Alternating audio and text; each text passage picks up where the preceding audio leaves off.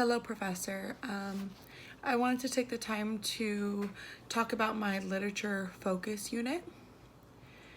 What you have asked us to go over is just the major focus, the standards that we covered, the activities that we used, and then maybe some engagement strategies that we had. So please bear with me. The major focus of this unit is to have used one story, which in this case I used Hansel and Gretel, to be able to teach different things throughout the week. Some of the things that I covered, well, we can go through the standards that were covered, and the first one was to explain the function of nouns, pronouns, verbs, adjectives, and adverbs.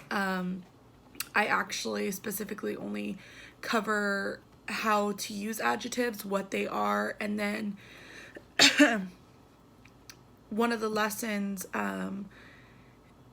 we actually go through again what it is and then how to identify it within the story of Hansel and Gretel. The other one that I used is forming and using the simple I walked, I walk, or I walk verb tenses. So just learning about verb tenses. Again, we did that all through an activity on one of the days. I'll go through all the days once I'm finished here. Another standard that was used was use knowledge of language and its conventions when writing, speaking, and listening. Engage effectively in a range of collaboration discussions, which we definitely do throughout the lessons. Determine the main ideas and support details. We talk about the main ideas. We talk about what occurred in the story. Ask and answer questions about information from a speaker. So throughout the entire lesson, I'm having them ask different questions that they have, and we actually have like a running log of questions and vocabulary words that they might not know, or questions that they have. And then the last one is writing narratives to develop a real or imagine experiences. So with this, I'm having them pick a character and then rewrite the story in their own words. So I did want to go over just how my entire week is set up. So for the first day, we're going to go ahead and the teacher's going to gather all the students and read to them. I'm requiring that the teacher ask at least 3 questions each page. The book is 8 pages long. I'm going to have the teacher hand each of the students their own copy, but it's a printed copy. That way they can mark it up, because in some of the activities they will need to highlight and underline some of the things. So they'll have a printed copy for themselves. And then the first day, we're really going to focus on vocabulary.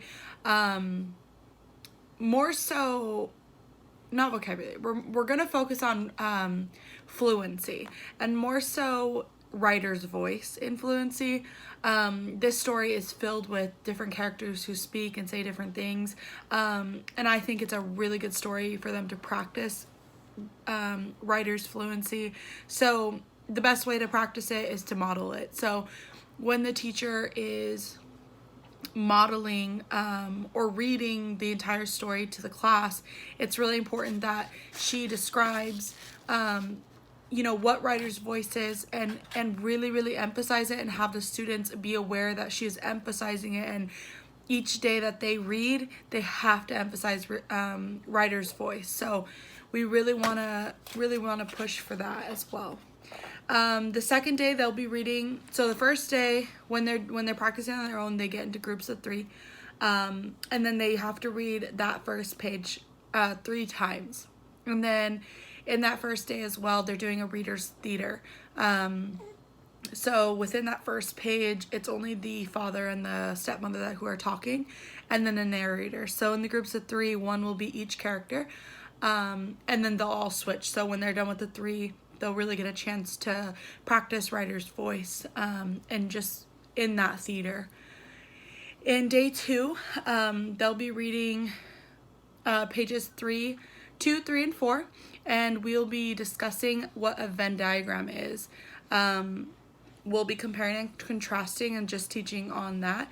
What I wanted them to compare and contrast at this point of the story is homes. So what they would do is they would describe their own home, and then they would use the text, the book from what they've read so far, to describe the house of the witch, because they do come across the witch's house, which they don't know it's a witch, but they come across her house at this point. So that's what we'll be doing on day 2. On day 3, we're going to do a huge vocabulary lesson. This is where we go over adjectives and verb tenses in the story. So what we're going to do is have the students identify all the adjectives, and they're going to highlight it and then have to underline the nouns within the story. Sorry, I really can't put him down. For verb tenses, they are going to list all the verbs that are included in the story, and then they will have to identify whether it is past, present, or future tense.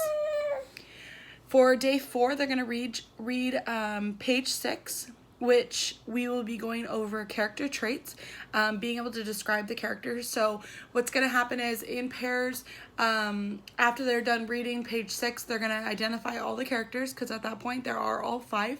They're going to list details, and they have to list the page number as well. Once finished with that activity, I'm going to bring, or the teacher's going to bring the whole classroom together, and then you're going to put each character on the board. You can use highlighter or marker on a whiteboard, and what's going to happen is you can take volunteers. So we can say, okay, right now we're describing the witch, and then have them describe and also be able to identify the page number as well that they got that information from, or what made them feel that way. Even if it's not information, like say she's mean, well, what did she do? Why do you say she's mean?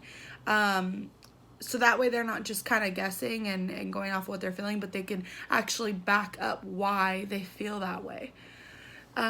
So for day 5, it's kind of our wrap-up day. They read pages 7 and 8. It's the ending of the story.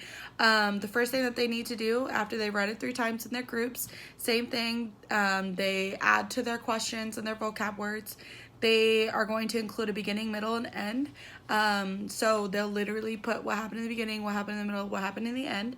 And then they're going to be asked to pick a character and narrate it. So what I want them to do is retell the story from one character's point of view. So they can pick, I think in this part I would rather them have Hansel or Gretel. That way they have a lot to it. And what I'm saying is they have to use things that actually occurred in the book, but they can also somewhat use their imagination. And if they have to use their imagination, it just cannot alter what is being told or what the whole purpose of the story is. It can't change a story completely, but there are pieces like in the woods, maybe they saw a bear, or, as they're walking, what did you see? What did you hear? Those type of things aren't included in the actual story, but if you did include them and use your imagination, it's not something that would completely change or alter the entire story. So some just engagement strategies. We've kind of went over all the activities, but engagement strategies, to be completely honest, I think the best way to keep people or these kids engaged is to continuously be doing different things, different activities, making sure that they're able to work independently in pairs, as as in groups. Something I mentioned was arranging my class to be able to have like a couch and maybe a high table or cushions that they can sit on the ground. I've actually subbed at a school that had all these different things, and they loved when it came to like reading or anything, because it kept them extremely engaged, just because they love the fact that they get to go sit on the couch, or they get to use cushions for the time being. So that's my literature focus unit. I'm so sorry it's late. I hope that the work kind of shows and shows for itself. So thank you so much.